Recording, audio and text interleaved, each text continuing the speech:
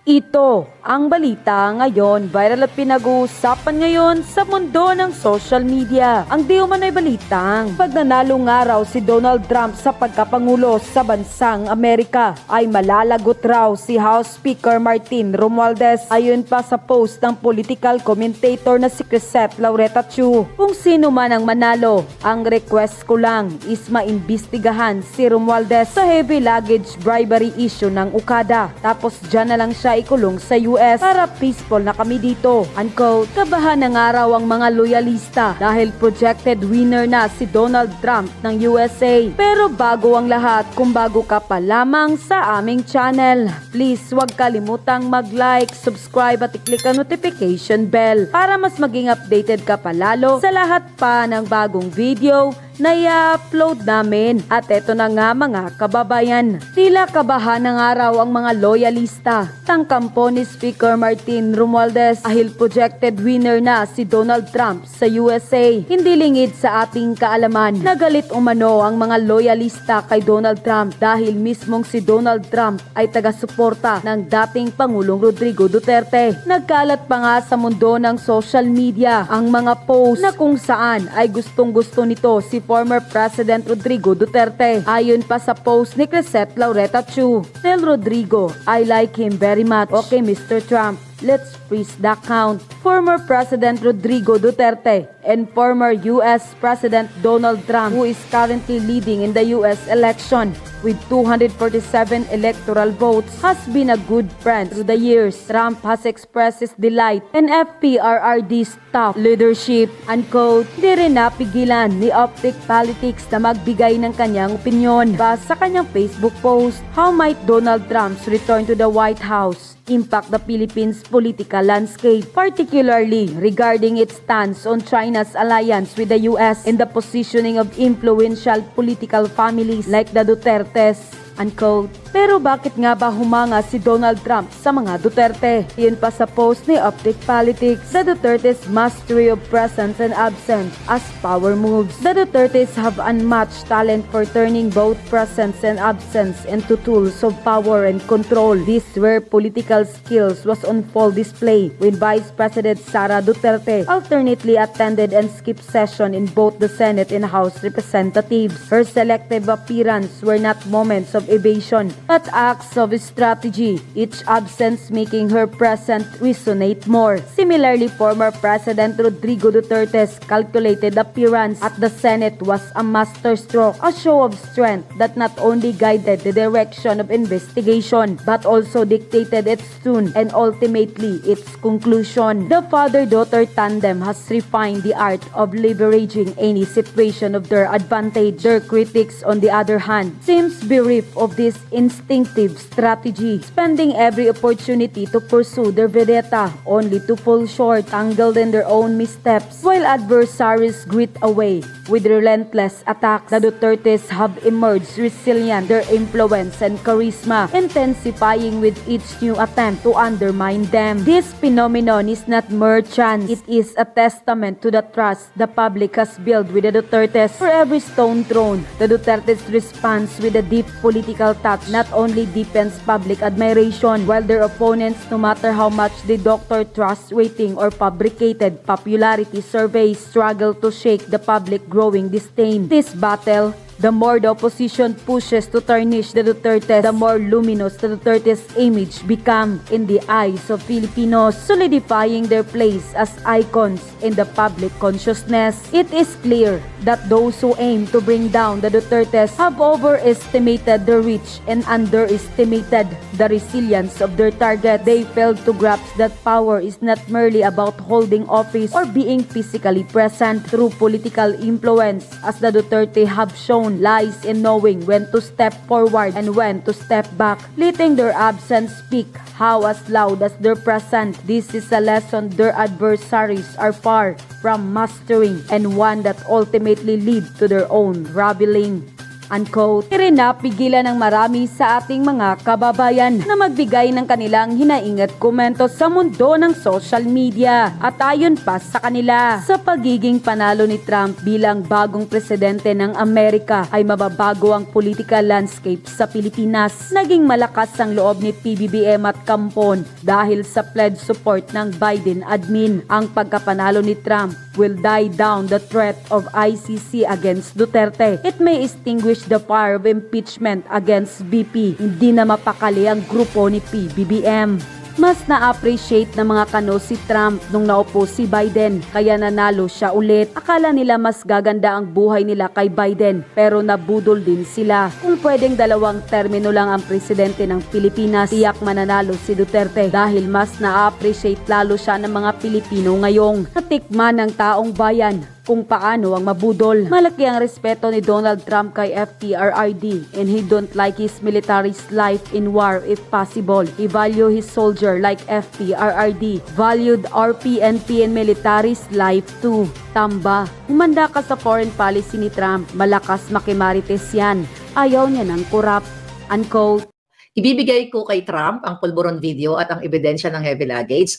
Well, gawin natin yan. Ano sa tingin ninyo? Ano sa tingin ninyo? I remember, pumunta ako sa Nordstrom. Was it Nordstrom in Ontario? Okay?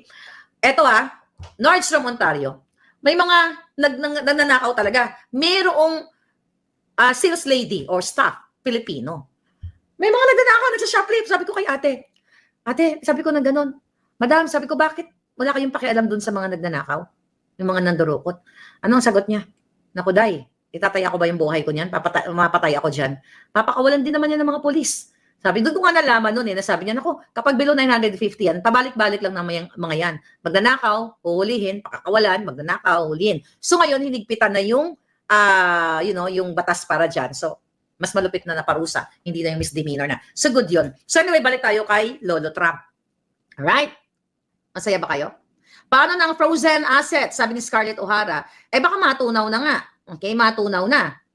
Strict si Trump, that's good all about business, parang si Duterte si Trump. Alam mo, gusto ko lang kay President Trump. Siyempre sabi, hindi naman lahat ng ginagawa niya is perfect. Katulad din naman yan kay Pangulong Duterte kasi pro-life siya. And also, gusto niya ibalik yung Made in America, gusto niya ibalik yung jobs sa mga Amerikano. Kasi pag nandito ka na, mga palangga, mararamdaman mo, you're part of the country. Kasi even though lumaki tayo sa Pilipinas, like ako, di ba, citizen ako ng Amerika, I love my country. I love both. Di ba, kung ano yung makakaganda sa Amerika, yun yan ako, makakaganda sa Pilipinas, doon din ako. Ano pa yung policy ni Trump? Ayaw niya ng gera. Di ba? Ayaw niya ng bang-bang-bang. Kaya yun, isa sa mga sinuportahan ko, yung mga pagpapadala dyan ng mga Amerikano, yan, EDCA sites na yan, ayaw ni Trump ng ganyan. I am looking forward talaga na i-pull out niya yung mga Amerikano dyan. Kasi di ba kaya naman nandiyan yan para preparation para jonggahin ang China, di ba? Kung naalala ninyo, panahon ni Trump, walang hindi nagkagera ang Amerika. Walang Ukraine, panahon ni Biden yan. So ang daming consideration kung bakit good point ito. It's not only for American people, but for Filipino people. Syempre may pros and cons yan. But ganun pa man, I'm so excited. Alam mo, habang pinapanood ko kanina mga palangga. Okay? Habang pinapanood ko kanina, ang pagkapanalo ni Trump, dami naglalaro sa isip ko. Sabi ko, susulat kaya ako kay Melania. Ang sabihin ko na si Lisa Tanas ay kidnapper. Ang daming ebidensya eh. Sabi ko, susulat kaya ako kay Melania o kay Trump o pupunta ako sa Washington DC. Ipapadala ko yung heavy luggage, bribery document and everything. Ipapadala ko yung authenticated ni Bangag na nagpupulburon siya. Well, I decided I have to do it by hook or by crook. Pumunta ako ng Florida. Diba? Magkatok ako sa bahay niya. Lolo Trump, I'm here. Ito yung authenticated bag. Ang daming naglalaro sa isipan ko talaga kanina. Tapos, imagine mo, pareho kami ni Trump eh. Wow, nakaleba. Anong kinapareho namin ni Trump? Gusto siyang gurgurin.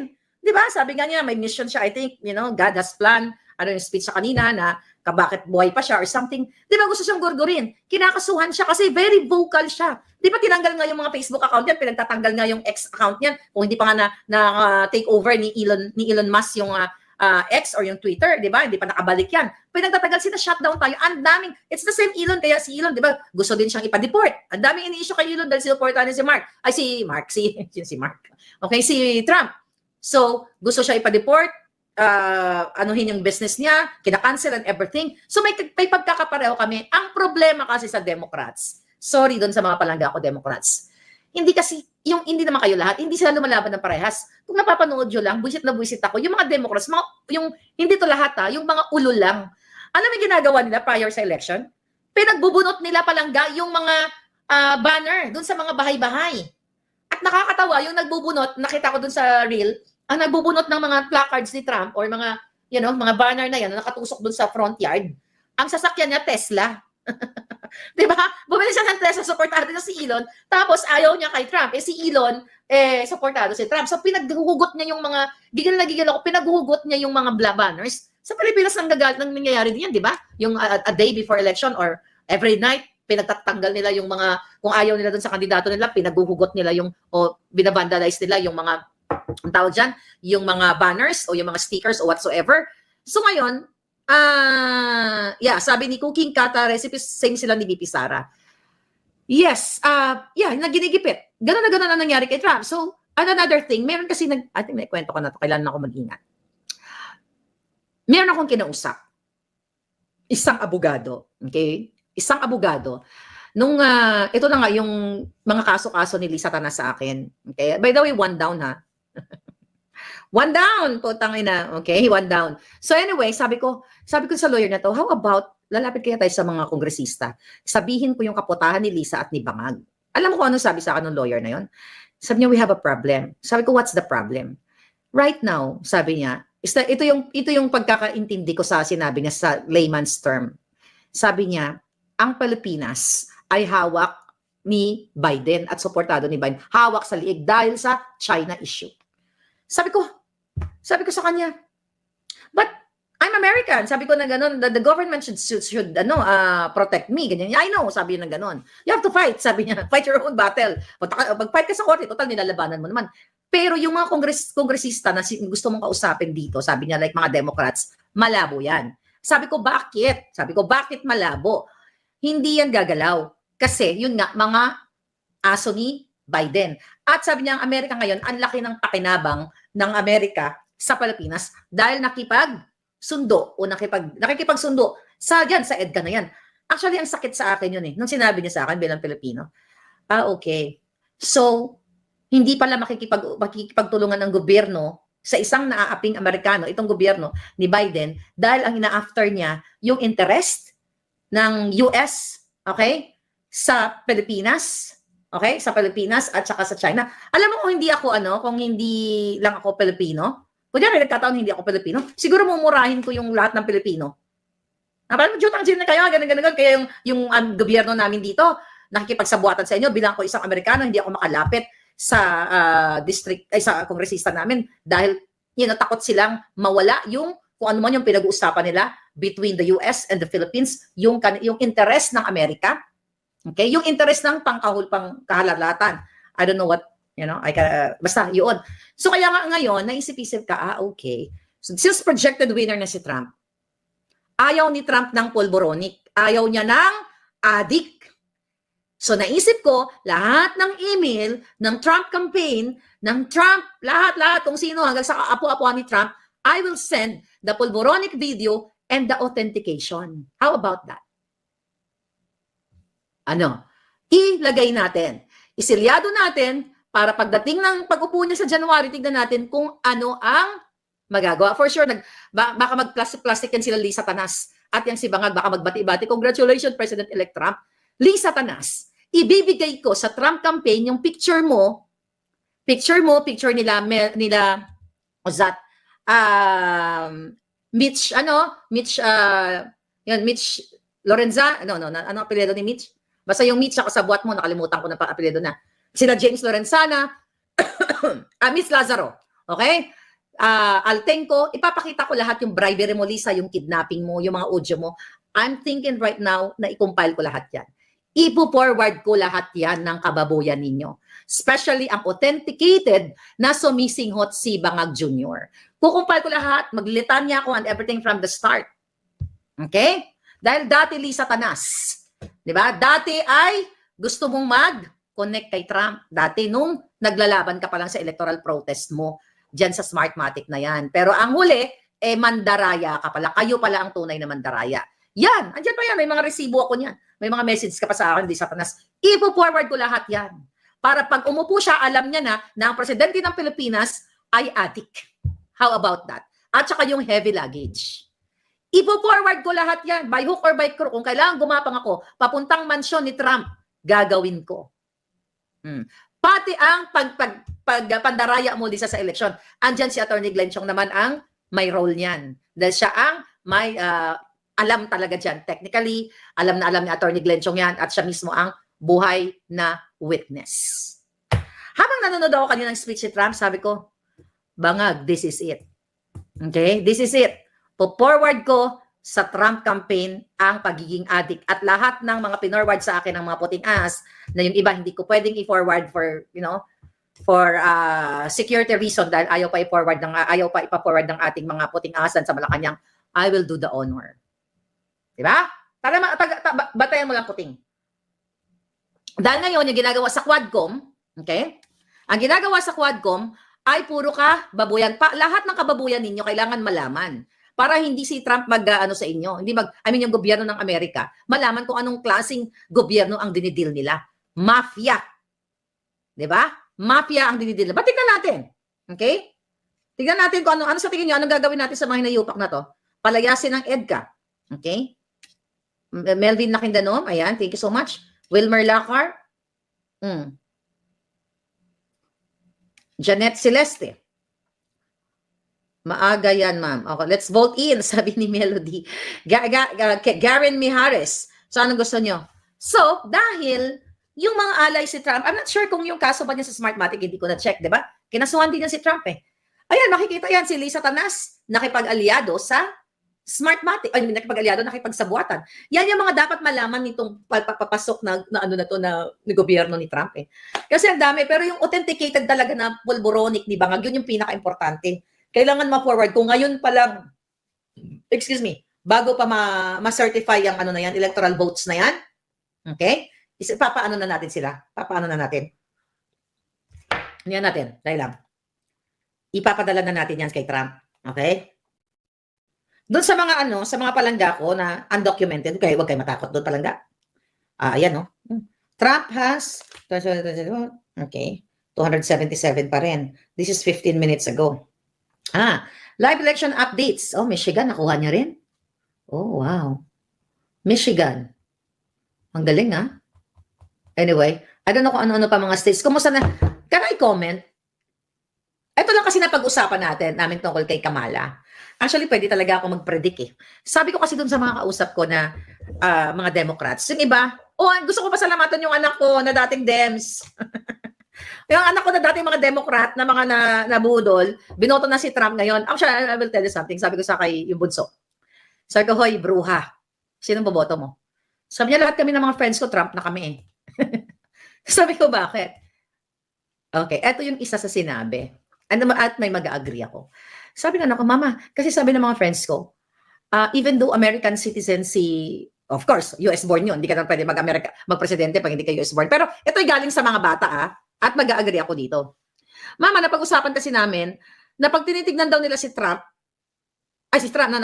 Kamala na maging presidente, hindi siya magandang, unang-una wala siyang nagawa. Sabi ko, oh my God, nag-mature ka na. Sabi ko, nag-mature na kayo. Sabi ko, kasi kilala ko yung mga kaibigan niya. Pag nakikita doon nila sila Kamala, hindi daw ito representante ng isang Amerikano. Parang ang sabi, representante ng India. Nag-agree kayo?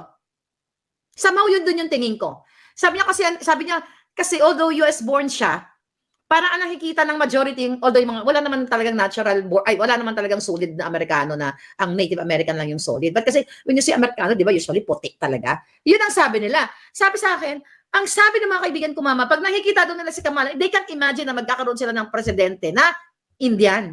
But sabi ko, she's not Indian, US born yan. It doesn't matter. Sabi niya.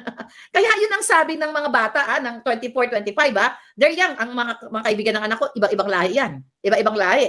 I mean, iba-ibang mga descent. Meron siyang Russian-American na friend, Arab-American, and these people, these kids, yung nakikita nila. I think the majority of the Filipino people, the majority of the Americans will not vote for Kamala Dahil sa nakikita niyang pinoproject niya. Hindi kasi very US ang dating.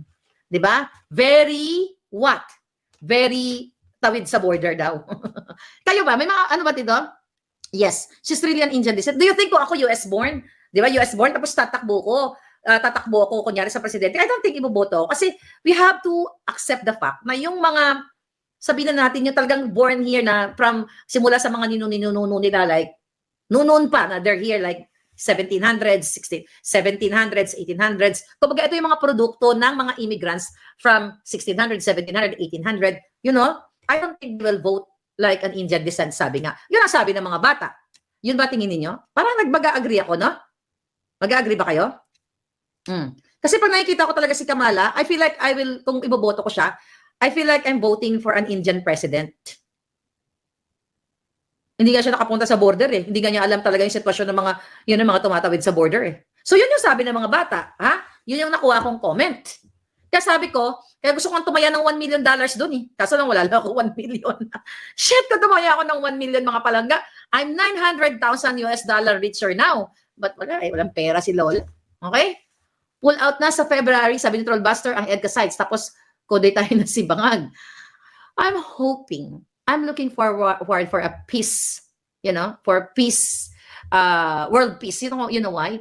Kasi yung pera namin yung pera ng mga Amerikano, like Filipino-Americans, whatever descent, napupunta lang dito sa mga bangag. Katulad yan, yung mga donation namin. Hindi naman nakakarating sa inyo, mga palangga, sa mga biktima ng bagyo. So, hindi lang ako, kung naririnig nyo lang yung mga sentimiento ng mga bata, like yung age ng anak ko, mga 20s, 30s, yung mayroong paninindigan or nakikita nila yung sitwasyon, they are complaining that ang gobyerno ng Amerika nag-spend sa gera, sa Ukraine, sa Pilipinas, o saan-saan pa man, di ba? Diyan sa EDCA na yan. Pero, ang daming nalileft out. Pumunta kayo sa California. Sabi ko nga sa inyo, nung dumating po ako sa California, hindi ako nakakita ng homeless na pupunta ka ng Beverly Hills. Ando doon na sila ngayon. Dati wala yan.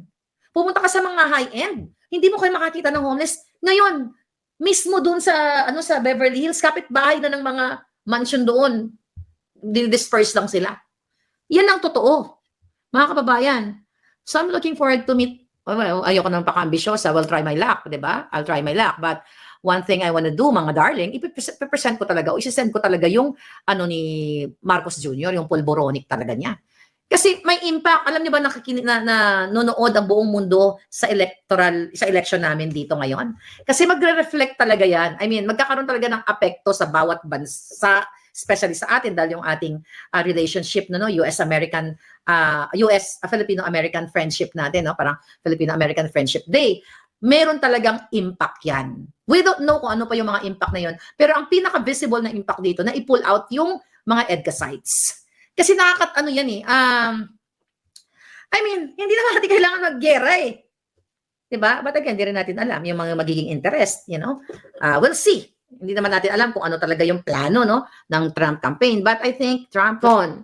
Pero ang nakikita ko talaga dito, malaking magiging impact nito sa atin sa Pilipinas.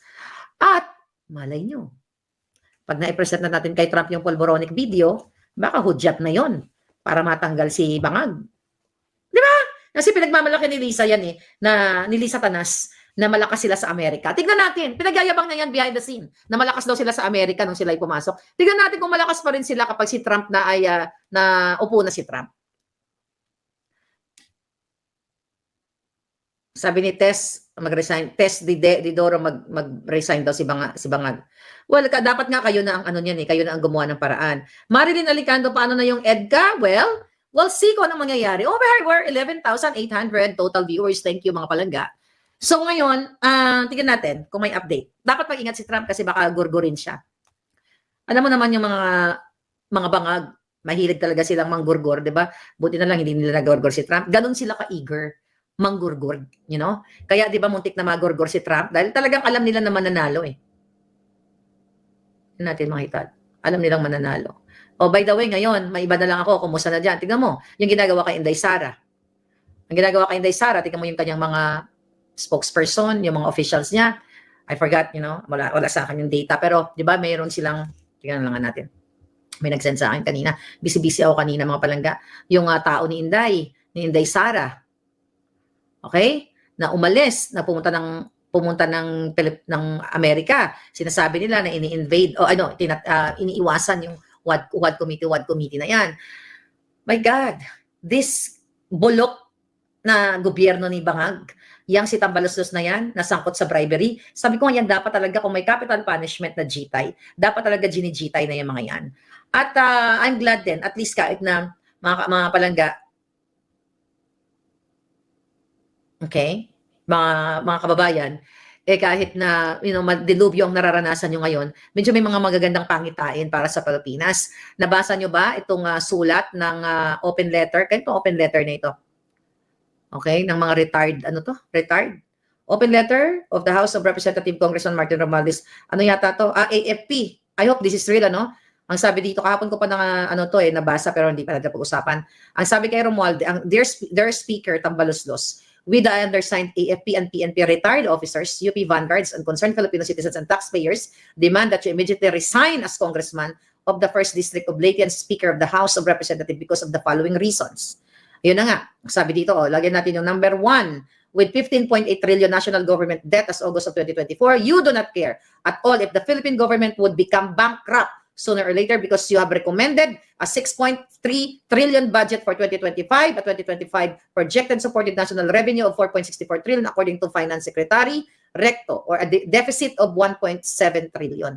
Kasi kahit anong gawin ninyo ngayon, budget, mangutang lahat, shoot lahat sa bulsa ni Lisa Tanas, ni Tambaluslos, ni Bangag. Sabi nito, ang sulat ng mga AFP retired, use 126 billion from the AKAP of the SWD on a fake people's initiative unnecessarily change the Philippine Constitution.